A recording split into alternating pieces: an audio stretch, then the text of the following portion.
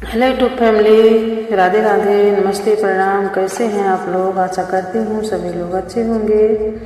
मित्रों, मैं किरण यादव और अपनी अवधी भाषा में एक माता जी का भजन लेके आई हूँ जो गाने जा रही हूँ।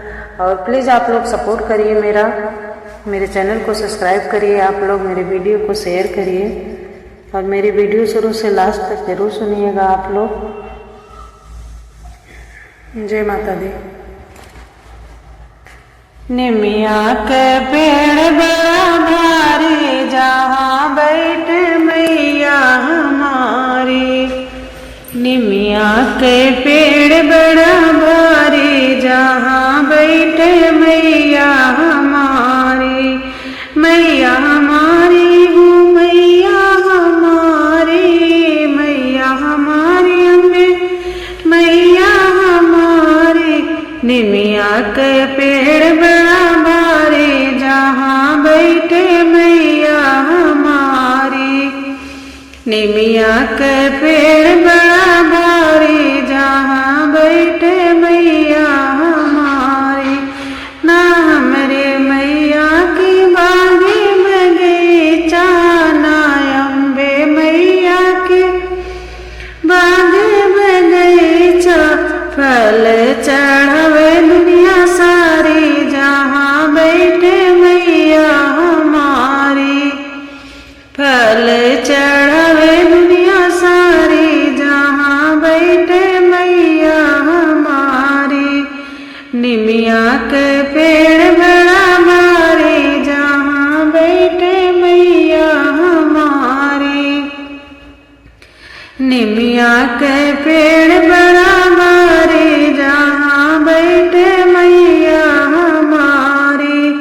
मैया हमारी हो, मैया हमारी, मैया हमारी, काली मैया हमारी। निमिया के पेड़ बड़ा भारी, जहाँ बैठे मैया हमारी। ना हमरे मैया के गंगा यमुना, ना अम्बे मैया के गंगा यमुना।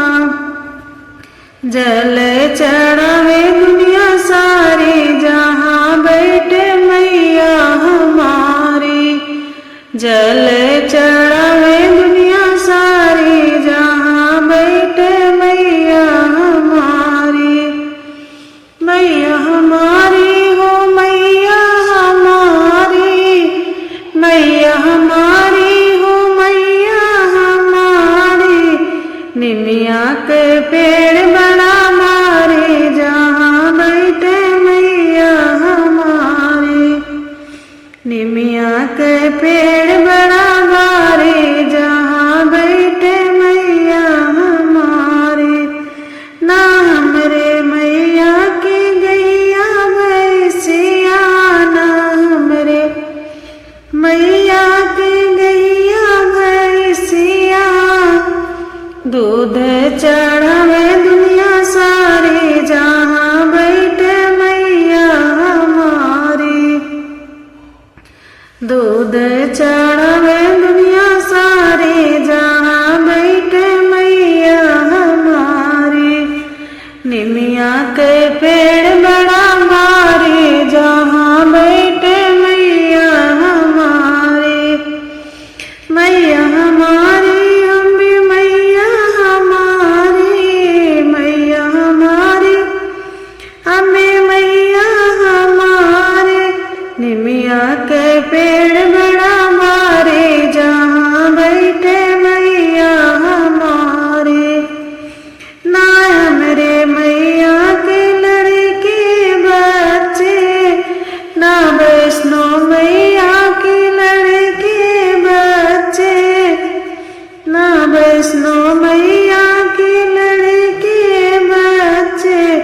दुनिया कहे महतारी, जहाँ बैठे मैया हमारी। दुनिया कहे मैया रानी, जहाँ बैठे मैया हमारी।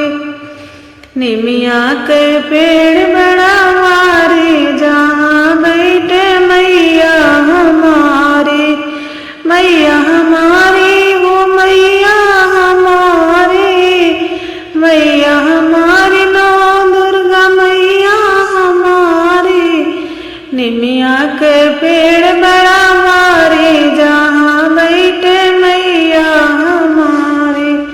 जय माता दी।